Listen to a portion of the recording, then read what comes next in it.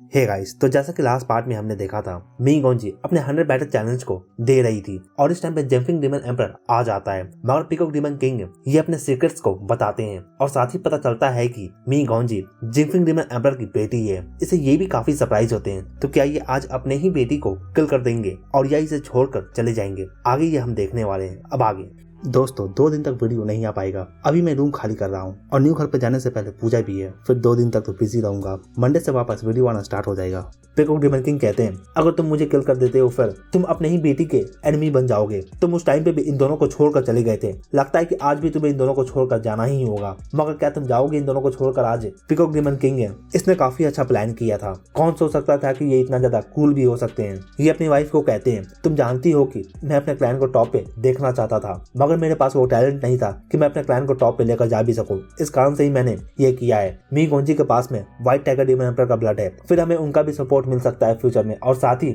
मी गोंजी को सी गॉड का सपोर्ट भी है। इससे हमारा क्लैन फ्यूचर में काफी आगे तक भी जाएगा। क्या मैंने सही किया ना अपने क्लैन के लिए? मी गोंजी ने प्रॉमिस किया है कि ये हमारे क्लैन को सपोर्ट करेगी और फ्यूचर में इसके बच्चे कभी भी हमारे क्लैन के चीफ नहीं बनेंगे। हमारे क्लैन के चीफ फ्यूचर में हमारे बच्चे ही बनने वाले हैं। ये कहते हैं, मैंने अपने क्लैन के लिए सभी थिंग्स को कर दिया है, अब बस इसे बर्बाद मत करना, उसे सपोर्ट करो। इधर जंपिंग डीमन एम्परर भी कहते हैं, इस बार तुम जीत चुके हो मगर तुम बचोगे नहीं। इधर पीकॉक डीमन किंग हंस रहे होते हैं। जंपिंग डीमन एम्परर अब शू किंग के पास में भी नहीं जाते हैं, जबकि इन्हें सब कुछ पता चल चुका है। फिर ये सोचते हैं कि मैं किस मुंह से अब इसके सामने में जाऊं। इसने सभी थिंग्स को सैक्रिफाइस किया है मेरी बेटी के लिए। जंपिंग डीमन एम्परर अब शू किंग के सामने में आ जाते हैं और कहते हैं, मैं नहीं जानता था कि तुम्हें ये सब देखना पड़ा है और ये सब से तुम गुजरी हो, मुझे माफ कर देना। हालांकि इसके लिए अभी काफी लेट हो चुका है, लेकिन अभी भी लेट नहीं हुआ। इस लाइफ में तुम्हारे अलावा कोई भी नहीं है मेरा, और अब तो मेरी एक बेटी भी है। तुम दोनों के लिए मैं कुछ भी करूंगा, मैं प्रॉमिस करता हूँ। जबकि मैं एक एम्परर बन चुका हूँ, मैं तुम्हारा और अपनी बेटी का हमेशा ही साथ दूंगा। और ये कहकर ये चले जाते हैं। जंपिंग डीमन एम्परर भी समझ जाते हैं कि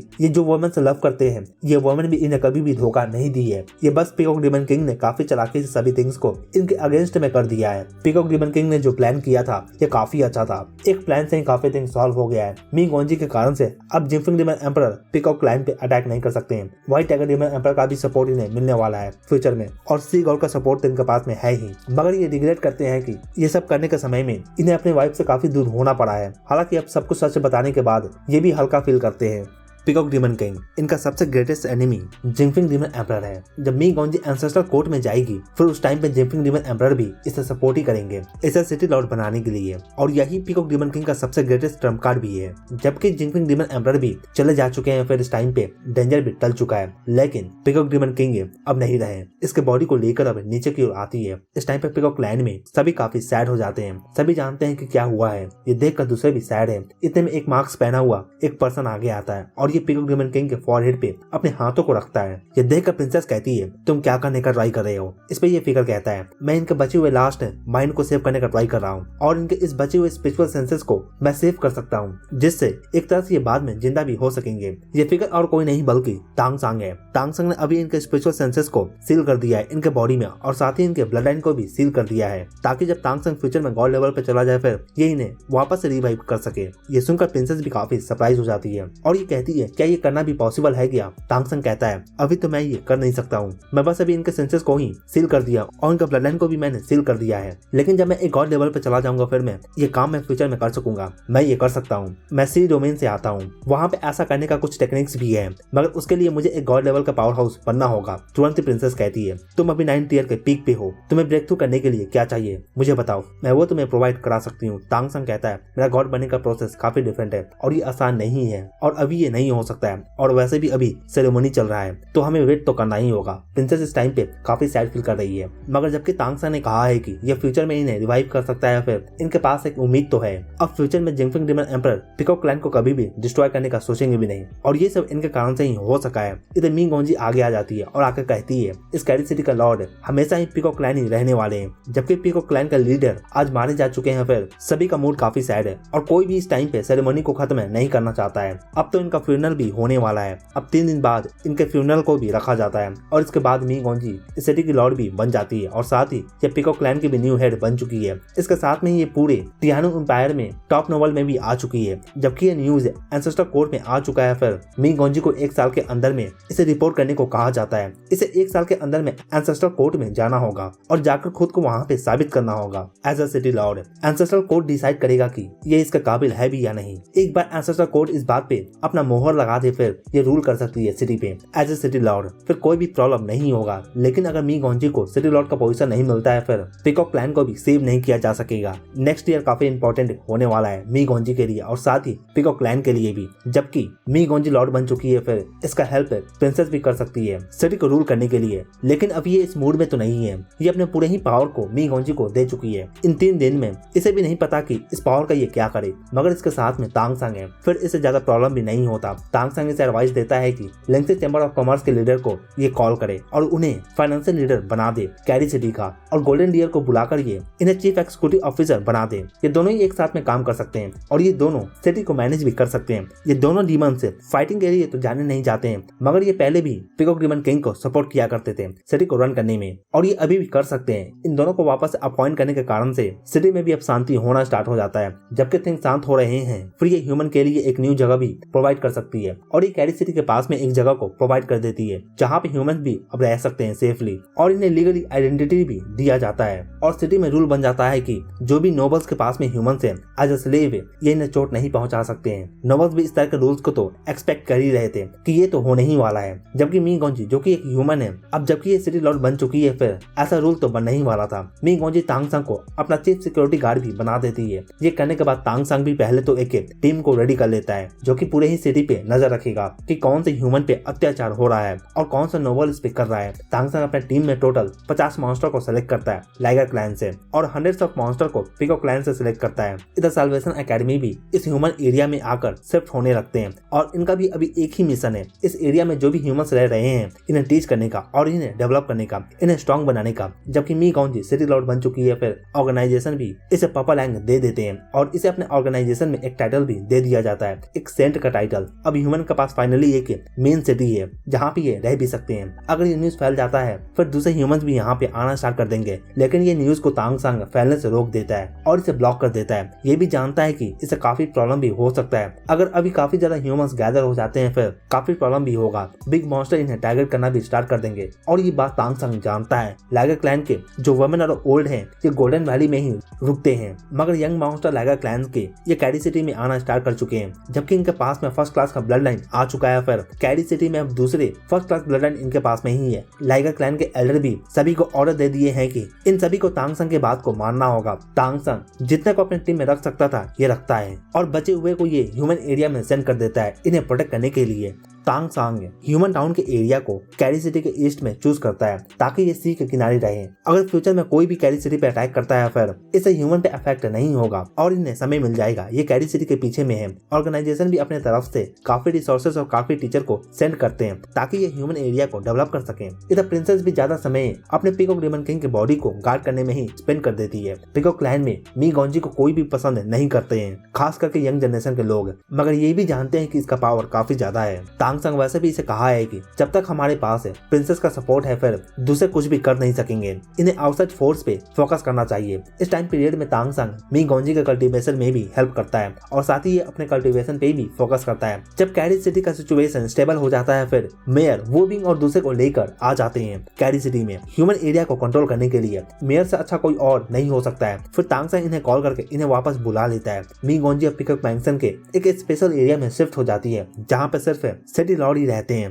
यहाँ पे एनर्जी भी काफी ज्यादा है और साथ ही यहाँ पे ट्रेनिंग रूम भी है। तांग संग मी गोंजी के पास में इससे मिलने आता है। इसे देखकर ये कहती है हेवनली फायर आयरन का सप्लाई आ गया है। इससे पहले भी मी गोंजी तांग संग को लावा आयरन काफी टाइम दे चुकी है। तांग संग इसे काफी वेपन्स भी क्रिएट कर सकता है और ये कर भी रहा है। तांग संग इसे कहता है मैं कुछ दिनों के लिए गोल्डन वैली में जा रहा हूँ प्रैक्टिस करने के लिए। आने वाले समय में काफी ज्यादा हार्ड वर्क भी करना होगा हम दोनों को। एंसेस्टर कोर्ट में जाने से पहले मुझे गॉड लेवल पे भी जाना होगा। मेरा गॉड लेवल का ठंडा ट्यूबुलेशन तुमसे इससे भी काफी ज्यादा डेंजरस होने वाला है। मी गोंजी भी जानती है कि तांगसंग का पावर काफी ज्यादा है और ये शायद सबसे स्ट्रॉन्गेस्ट ट्रिबुलेशन को भी फेस कर सकता है, जिसे एम्पर भी रोक नहीं सकते हैं। मी गोंजी कहती है, क्या तुम्हें समय ज्यादा लगेगा अपने कल्टीवेशन में? इस पे ये कहता है, ये तो मैं भी नहीं जानता हूँ, लेकिन मैं अपने काफी सारे ब्लड लाइन को प्यूरिफाई करना चाहता हूँ। इसमें टाइम तो लगेगा। मैं लॉन्ग डिस्टेंस टेलीपोर्टेशन को भी क्रिएट करना चाहता हूँ, ताकि जब हम एंसेस्ट्रल कोर्ट में जाएं फिर तुम वहां से सेफली आ भी सको। लास्ट टाइम का जैसा कुछ ना हो नेक्स्ट टाइम पे। तांगसंग कहता है, अगर कुछ इंपॉर्टेंट हो तो फिर तुम मुझे मैसेज सेंड कर सकती हो। सिटी लॉर्ड बनने के बाद इसका कोई भी सपोर्ट नहीं कर रहा था, सिर्फ ये 2 ऑफिसर ही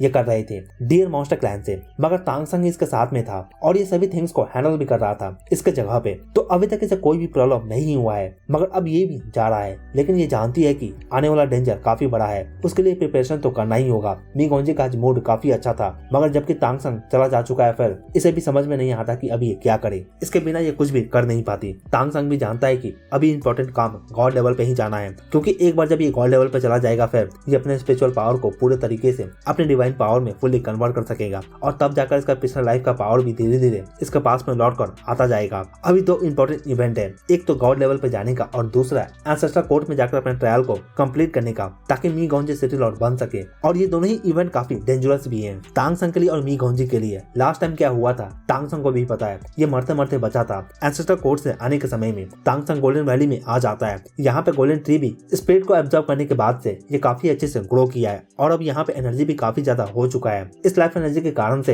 होंगी ये अब 9th ईयर पे चली जा चुकी है और यहाँ पे आने के बाद तांगसंग इसे कहता है, मैं कल्टीवेशन करने जा रहा हूँ, और ये कुछ थिंग्स को एक्सप्लेन भी करता है इसे। फिर ये गोल्डन ट्री के पास में आकर बैठ जाता है और कल्टीवेशन करना स्टार्ट करता है। जब ये अपने मेडिटेशन से उठता है फिर ये फुली रिफ्रेश हो जाता है और अब ये अपने आगे के थिंग्स पे भी फोकस कर सकता है। इन दिनों में ये काफी ज्यादा थक भी चुका था, मगर अभी ये फुली रीस्टोर हो चुका है। तांगसंग के पास टोटल स्किल्स अभी जिंगबैंग स्किल है, लिंगसी स्किल है, पिकॉक स्किल है, लाइगर स्किल है, पेंगलोंग स्किल है। ये स्किल है जिंगपिंग स्किल और विंड ड्रैगन स्किल का कॉम्बिनेशन वाला स्किल है। इसके बाद टाइम स्किल है, क्रिस्टल स्किल है जिसका नाम है जिंगजिंग भी है, और फिर ब्लू सिल्वर एम्परर स्किल है। ये ब्लू सिल्वर एम्परर येन और यांग वॉर्टेक्स से सराउंडेड है। तांगसंग का मोस्टली सभी स्किल 9th ईयर के पीक पे चला जा चुका है, ब्लू सिल्वर एम्परर को छोड़कर, और साथ ही लिंगसी आई, ये दोनों अभी 9th ईयर पे ही है। 9th ईयर पे आने के बाद लिंगसी आई का कल्टीवेशन भी काफी स्लो हो चुका है, जैसे कि ये बढ़ भी नहीं रहा हो आगे, और ऐसा लगता है कि जैसे कि एक फोर्स इसे रोक रहा हो आगे ग्रो करने से। तांगसंग के पास अभी टोटल 80 स्किल्स है और इसके पास टोटल अभी 9 स्लॉट है, तो एक तो खाली है।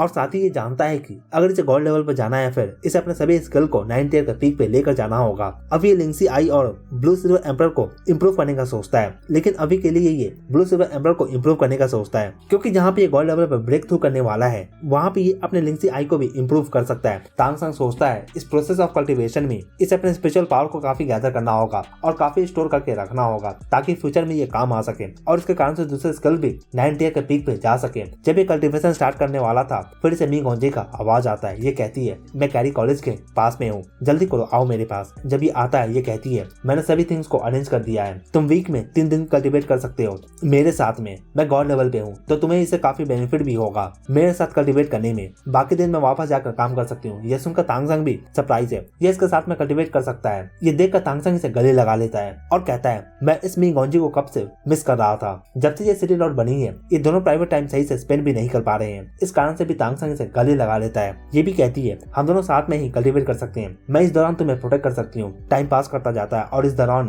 कैरी सिटी भी अब स्टेबल हो जाता है। न्यू चेंजेस को मॉन्स्टर भी सिटी में एक्सेप्ट कर चुके हैं और पिकॉक लैंड में भी ये मॉन्स्टर मी गोंजी को धीरे धीरे एक्सेप्ट कर रहे हैं। मी गोंजी प्रिंसेस से भी जाकर बात की थी सिटी को रूल करने को लेकर कि इसे अभी भी कल्टीवेट करना है और इसके लिए इसे टाइम चाहिए और ये आकर सिटी को मैनेज करे। इन्हें भी पता है कि मी गोंजी का एंसेस्टर कोर्ट में सिटी लॉर्ड बनने का ट्रायल भी चलने वाला है। उस समय में इसे खुद को प्रूफ करना होगा और इसे अभी 1 साल में कल्टीवेट भी करते रहना है, तभी जाकर ये हो भी सकेगा। अगर ये नहीं कर पाती है फिर पिकॉक लैंड को भी कैरी सिटी छोड़कर जाना होगा और पिकॉक लैंड कभी भी लॉर्ड नहीं बन सकेंगे कैरी सिटी में। तो इस कारण से भी ये समझ जाते हैं कि मी गोंजी को वीक में 3 या 4 दिन तक कल्टीवेट तो करते ही रहना है और बाकी दिन ये आकर अपना काम कर सकती है। जब ये सेटल हो गया तो फिर ये तांगसंग को कांटेक्ट की और ये अब इसके साथ में है। तांगसंग मी गोंजी को गोल्डन वैली में लेकर आ जाता है। यहाँ पे आते ही इसे भी काफी लाइफ एनर्जी फील होता है। ये भी गोल्डन वैली में अब तक नहीं आई है, ये बस तांगसंग से इसका नाम ही सुनी है। तांगसंग इसे गोल्डन ट्री को दिखाता है और कहता है, मैंने इसे ग्रो किया है, इससे ही लाइफ एनर्जी यहाँ पे काफी आता है। ये कहता है, एक बार जब ह्यूमंस भी सेटल हो जाते हैं फिर मैं इन्हें भी कुछ कल्टीवेशन मेथड को सिखा दूंगा।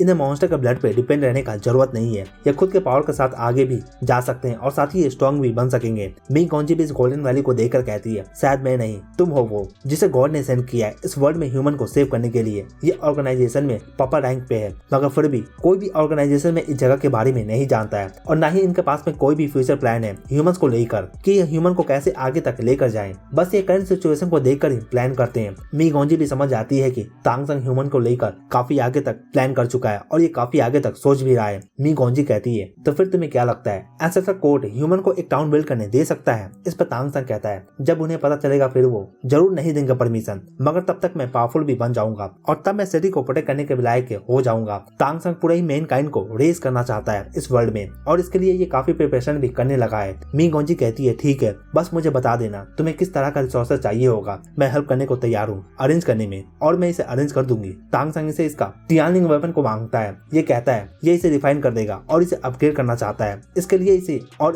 ये चाहिए। ये सुनकर ये इसे दे देती है। तांग संग से लेकर गोल्डन ट्री के पास में आ जाता है। जब ये बैठ कर सोच रहा था फिर फॉक्स गर्ल आती है और ये इसे लॉर्ड कहती है। इन गर्ल को देखकर मिंग गोंजी का किलिंग इंटेंट भी दिखता है। तांग संग एक्सप्लेन करता है कि ये लड़कियां मॉन्स्टर नहीं है, ये ह्यूमंस है, इनके बॉडी में फॉक्स गर्ल का ब्लड है, मैंने इन्हें ऑक्शन में खरीदा था, तुम्हें तो याद ही होगा। होंग ही कहती है, जब से लॉर्ड ने हमें यहाँ पे लेकर आया है यहाँ पे रहना ज्यादा हार्ड नहीं है, हम यहाँ पे कल्टीवेट भी कर सकते हैं। तांग संग इन्हें मिंग गोंजी से इंट्रोड्यूस कराता है और अब इन्हें कहता है हम दोनों कल्टीवेट करने जा रहे हैं और इन्हें कहता है हम दोनों को प्रोटेक्ट करने को। होंग ही कहती है ठीक है और ये चली जाती है। इसके जाने के बाद मिंग गोंजी से कहती है, क्या तुम इसे पसंद करते हो? इस पर तांग संग से कहता है, मैं अपने 3 लाइफ में कभी भी किसी को लव नहीं किया है सिवाय तुम्हारे। ये सुनकर ये कहती है 3 लाइफ है? तांग संग कहता है हाँ, मेरा ये 3rd लाइफ है। तांग संग कहता है मेरा फर्स्ट लाइफ काफी सिंपल था, मैं वहाँ पे मारा जाता हूँ और अपने 2nd लाइफ में मैं तुमसे मिलता हूँ। तांग संग कहता है मैं तुम्हें अभी भी हमारी पिछले लाइफ के मेमोरी के बारे में ज्यादा नहीं बता सकता, इससे तुम्हारे स्पिरिचुअल पावर पे काफी इफेक्ट पड़ सकता है। जैसे जैसे तुम्हारा कल्टीवेशन इंप्रूव होगा और जब तुम एम्परर लेवल पर चली जाओगी फिर तुम्हें अपना पिछला लाइफ भी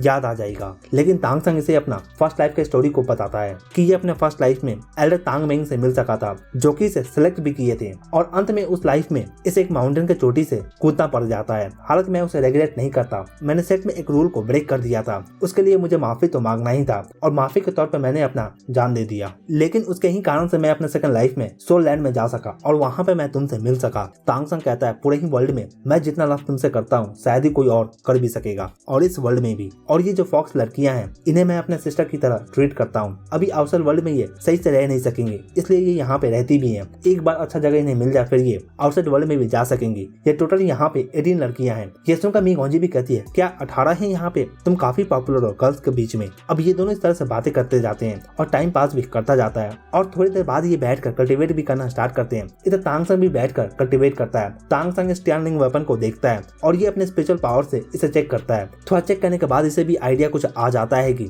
इसके साथ में ये क्या करना चाहता है और ये क्या नहीं करना चाहता है। तांग संग चेक करने के बाद अब मिंग गोंजी को कहता है मुझे कुछ थिंग्स चाहिए होगा इसे रिफाइन करने के लिए। ये कहती है ठीक है। फिर अब ये कहती है मुझे चलना चाहिए, लेकिन जाने से पहले ये तांग संग को किस करती है। इससे तांग संग भी सरप्राइज होता है, सडनली इसे क्या हो गया। ऐसा लगता है कि इस वर्ल्ड में भी अब इन दोनों के बीच का रिलेशन भी फिर वापस से पिछले वर्ल्ड का जैसा भी होता जा रहा है। अब ये एक स्टेप आगे आ चुके हैं अपने रिलेशनशिप में। इसके जाने के बाद तांग संग अब अपने काम पे लग जाता है। ये अपने रिंग से एक डिवाइन बुक को निकालता है। ये वही आर्टिफैक्ट है जो कि इसने कंपटीशन के रिवॉर्ड के सेरेमनी में चूज किया था। तांग संग देखता है कि ये बुक भी थिंग्स को रीस्टोर कर सकता है और बाद में इसे रिलीज भी कर सकता है जैसा कि क्रिस्टल डीमन एम्परर भी कर सकते हैं।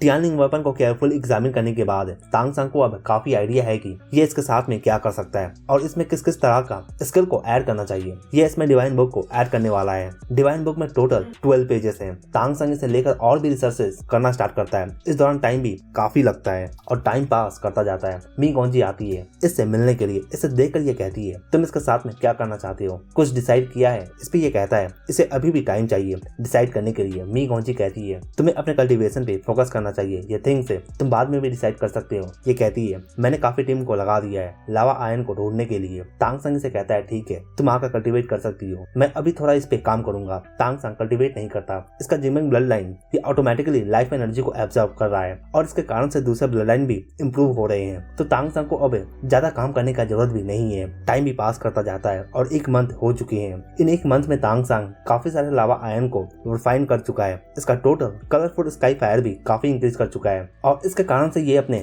टाइम और स्पेस बीकॉन का भी रिफाइनिंग स्पीड भी इंक्रीज कर चुका है। इस बीच ये सुपर टेलीपोर्टेशन फॉर्मेशन को भी बिल्ड करता है। ये मी गोंजी को कुछ लिस्ट देता है और आइटम्स को मंगवाता है ताकि ये टेलीपोर्टेशन फॉर्मेशन में यूज कर सके। तांगसंग बताता है कि अगर 2% टेलीपोर्ट हो फिर इसमें जो रिसोर्सेज में पैसा लगेगा वो टोटल 500 एलिमेंटल कॉइन के बराबर होगा। इस टाइम पर टेलीपोर्टेशन में रिसोर्सेज भी काफी ज्यादा लग रहा है, लेकिन एक बार जब ये गॉड लेवल पर चला जाता है फिर ज्यादा रिसोर्सेज भी नहीं लगने वाला है। उस टाइम पे ये अपने ही पावर से टेलीपोर्टेशन को क्रिएट कर सकता है। मी गोंजी भी जानती है कि जब ये गॉड लेवल पर जाएगा फिर इसे ज्यादा पावरफुल थंडर ट्रिबुलेशन को पास भी करना होगा, जो कि इसके हवाले से भी ज्यादा पावरफुल होगा। ये तांगसंग को केयरफुल रहने को कहती है। इसे लेकर तांगसंग से कहता है इन दोनों को एंसेस्टर कोड में भी जाना होगा ताकि एडवांस में प्रिपरेशन भी कर सकें। मी गोंजी का ट्रायल वहाँ पे होने वाला है। इन्हें अभी भी डीमन एम्परर का सपोर्ट चाहिए होगा और तांगसंग इसे कहता है मैं सोच रहा था कि इस बार हम तुम्हारे ग्रैंडफादर से मिलने चलते हैं और साथ ही वहाँ पे सॉर्ड्स एंड डीमन एम्परर से भी हम मिलेंगे, जबकि ये दोनों लास्ट टाइम पे हमारा हेल्प किए थे। इन दोनों का अगर सपोर्ट हमें मिल जाए फिर काफी अच्छा होगा। ट्रायल के समय पे मी गोंजी भी ये सुनकर सर हिलाती है। तांगसंग से देखता है और कहता है नॉर्मली मैं तुम्हें इस वर्ल्ड के डार्क साइड का सामना नहीं करने देना चाहता था, मगर ऐसा लगता है कि मैं तुम्हें इससे दूर भी नहीं रख सकता हूँ। क्या तुम्हें याद है लास्ट टाइम हमारे साथ में क्या हुआ था जब हम एंसेस्टर कोड से आ रहे थे? इस पे ये कहती है हाँ। तांगसंग कहता है तुम्हें क्या लगता है वो डार्क डीमन एम्परर हमारा पीछा क्यों कर रहा था? इसलिए क्योंकि हमने मानते को इंजर कर दिया था? नहीं, वो टिहानु एम्परर के कहने के कारण से ही आया था। मी गोंजी भी ये सुनकर सरप्राइज होती है और कहती है वो तो हमारा हेल्प कर रहा था और साथ ही वो पीकॉक क्लैन को भी सपोर्ट करता है। तांगसंग कहता है नहीं, वो तुम्हारे अंदर उस टाइम पे असुरा सॉर्ड को भी फील कर चुका है और वो जान चुका है कि तुम काफी खतरा हो सकती हो उसके लिए, जबकि तुम्हारे पास में सीक्रेट को देखने का एबिलिटी है तो फिर टिहानु एम्परर लक एनर्जी को कंट्रोल कर सकता है। वो डरता है कि तुम अपने स्किल के साथ में एंसेस्टर कोड की लीडर भी बन सकती हो फ्यूचर में अगर तुम एक एम्परर लेवल पे चली जाती हो फिर। इस कारण से भी वो हमें मरवा देना चाहता है। इस पे मी गोंजी भी सरप्राइज है। तांगसंग कहता है वो हमें सपोर्ट नहीं कर रहा, बस ये नाटक करता है और वो पीकॉक क्लैन को सपोर्ट नहीं करता। वो अभी तक इसलिए कर रहा था क्योंकि वो नहीं चाहता था कि कोई भी एम्परर पीकॉक क्लैन में जन्म भी ले सके, मगर जबकि तुम आ चुकी हो उसका सभी प्लान फेल हो चुका है। लेकिन चिंता मत करो, जब तक तुम मेरे साथ में हो हम दोनों हर प्रॉब्लम को सॉल्व कर सकते हैं। मैं तुम्हें हर डेंजर से प्रोटेक्ट करूंगा। तांगसंग भी जानता है कि ये वर्ल्ड काफी पावरफुल है, इसके पिछले वर्ल्ड से भी ज्यादा पावरफुल है। ये यहाँ पे अभी भी ज्यादा कुछ खास कर नहीं सकता है, मगर एक बार जब ये एक पावर हाउस बन जाएगा इस वर्ल्ड में फिर ये काफी थिंग्स को कर सकेगा। तांगसंग होंग ई को मी गोंजी का फीमेल बॉडीगार्ड बना देता है। इससे फॉक्स गर्ल भी बाहर आउटसाइड वर्ल्ड का एक्सपीरियंस को ले सकेंगी। मेयर अभी काफी बिजी चल रहे हैं ह्यूमन सेटलमेंट को लेकर। तांगसंग टेलीपोर्टेशन फॉर्मेशन को एक केव में बना दिया है इस गोल्डन वैली के एरिया में। यहाँ पे जबकि एनर्जी काफी ज्यादा है तो फिर अब ये दोनों एंसेस्टर कोड के लिए निकलेंगे। एक बार आइटम्स रेडी हो जाए फिर अब आने वाले समय में तांगसंग टेलीपोर्टेशन फॉर्मेशन को पूरे तरह से कंप्लीट कर देता है। गोल्डन वैली में गोल्डन ट्री का भी साइज काफी इंक्रीज किया है। इससे लाइफ एनर्जी भी यहाँ पे काफी इंक्रीज करता है। मी गोंजी भी यहाँ पे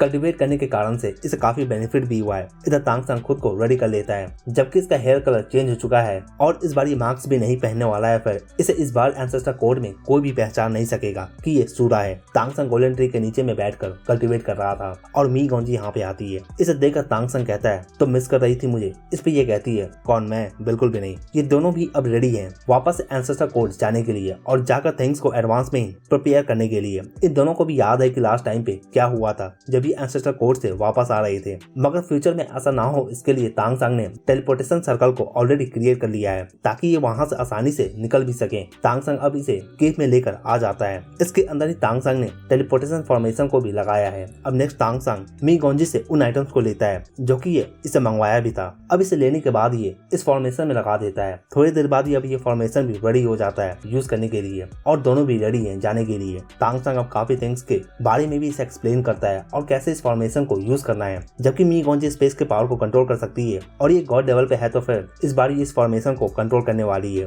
मगर तांगसंग इसे गाइड करेगा। तांगसंग इसे अपने माइंड को शांत करने को कहता है और फिर ये इस फॉर्मेशन को एक्टिवेट करता है। एक्टिवेट होते ही स्पेस पावर भी काफी यहाँ पे फैल जाता है और एक पोर्टल निकल कर सामने आता है और इसके अंदर ये दोनों ही इंटर कर जाते हैं। इंटर करने के बाद इस बार मी गोंजी को काफी डिफरेंट फील होता है। इस बार का एक्सपीरियंस भी काफी डिफरेंट होता है इसके लिए। अंदर में ब्लैक वर्ल्ड दिखता है और इसके अंदर में सिर्फ और सिर्फ स्टार ही दिख रहे हैं। इसके अंदर में इन्हें एक डोर जैसा थिंग भी दिखता है और ये दोनों इसकी ओर ही जाते हैं। ये गेट है जिससे ये निकल भी सकते हैं और ये दूसरे साइड में पहुंच सकते हैं। इसे क्रॉस करने के बाद अब ये ब्लैक सिटी से 50 किलोमीटर दूर निकल आते हैं। यहाँ पे आने के बाद तांगसंग कहता है मैं जहाँ पे सोच रहा था हम वहीं पे निकल कर आए हैं। ये दोनों अभी एक हिल पे हैं और ब्लैक सिटी एंसेस्टर कोड के काफी करीब भी है। यहाँ पे आने के बाद तांगसंग पहले तो यहाँ पे भी एक सर्कल सर्कल को क्रिएट कर देना चाहता है ताकि ये दोनों पॉइंट फॉर्मेशन से कनेक्ट हो सके, और इसके लिए इसे ध्यान रखना होगा कि कोई इसे देख ना ले। इस कारण से भी ये माउंटेन पे एक होल को क्रिएट कर इसके अंदर में ये सर्कल को क्रिएट करना चाहता है, और इसे ये काम दूसरे से छुप कर करना भी होगा और इसे दूसरे से छुपाना भी होगा। तांग संग के पास जबकि टाइम पिकून है, फिर ये इस फॉर्मेशन को आसानी से कंट्रोल भी कर पाता है। तांग संग एक इल्यूजन को भी सेटअप करने वाला है ताकि ये जगह को कोई ढूंढ भी ना सके, और इसी के साथ ये पार्ट यहीं पे खत्म होता है। तो दोस्तों, इसके आगे का पार्ट हम नेक्स्ट वीडियो में देखेंगे। इस पार्ट के लिए इतना ही। वीडियो अच्छा लगा हो तो वीडियो को लाइक जरूर करें, और अगर आप चैनल पर नए हैं तो चैनल को जरूर सब्सक्राइब करें ऐसे और भी एनीमे एक्सप्लेन के लिए। Thank you.